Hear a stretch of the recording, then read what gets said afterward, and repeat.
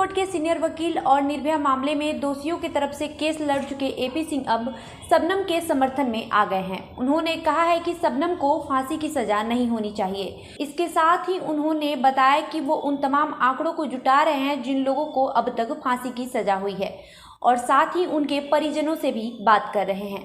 उनका ये भी कहना है कि ये काफ़ी लंबी प्रक्रिया है जिसमें कुछ समय और लग सकता है। एपी सिंह के मुताबिक अमेरिका भी सजाए मौत की सज़ा को ख़त्म करने की तरफ बढ़ता दिखाई दे रहा है।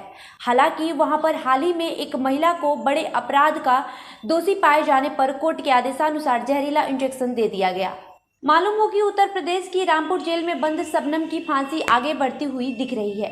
इसकी वजह राष्ट्रपति के पास दायर एक दया याचिका है जो शबनम की बेटे की तरफ से दायर की गई है।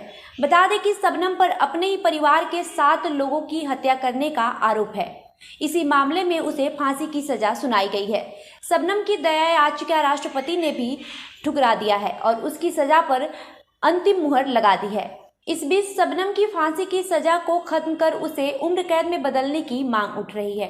इसके लिए उसके मासूम बच्चे की दुहाई दी जा रही है। ऐसा चाहने वालों में से सुप्रीम कोर्ट के सीनियर वकील एपी सिंह भी है, जो निर्भया मामले में दोषियों की फांसी की सजा टालने के लिए अंतिम समय तक कोशिश करते दिखाई दिए थे।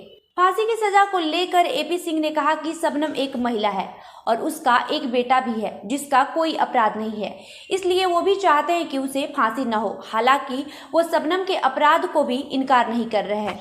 उनका मानना है कि भारतीय अदालत जेलों को सुधार गृह बनाने का प्रयास करे, न कि उन्हें फांसी घर में तब्दील करे।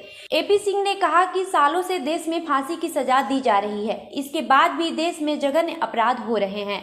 इसका मतलब ये है कि हमें बदलाव की जरूरत है।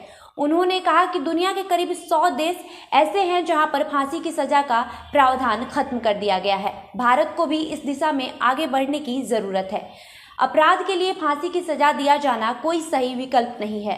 अदालत को चाहिए कि वो अपराध करने वालों को सुधार के प्रति प्रेरित करे। एपी सिंह ने आगे कहा कि शबनम का मासूम बच्चा जिसका पालन पोषण उसके दोस्त ने किया है, उसको भविष्य में अपनी मां का साया मिल सके तो इससे उसके मन में कानून के प्रति सम्मान बढ़ेगा। यदि कोर्ट और हमारा समाज मिलकर उसको एक बेहतर इंसान बना पाया तो ये ज़्यादा अच्छा होगा। उनका कहना है कि शबनम को आजीवन जेल में ही रखा जाए तो गलत नहीं होगा। उनकी निगाह में सजा का मकसद सिर्फ सजा देना ही नहीं होना चाहिए, बल्कि सुधारात्मक होना चाहिए।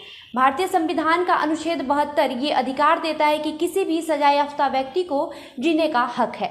एपी सिंह ने यह भी कहा कि जो दया याचिका राज्यपाल के सामने लगाई गई है उसे सकारात्मक रवैये से देखना चाहिए और शबनम की फांसी की सजा को रोक देना चाहिए। मालूम हो कि शबनम देश की पहली ऐसी महिला है जिसे फांसी होने वाली है। कोर्ट से लेकर उनके करीबियों तक का यही कहना है कि उन्हें फांसी की सजा हो, क्योंकि उसने जो अपराध किया है वो माफ़ी के लायक नहीं है।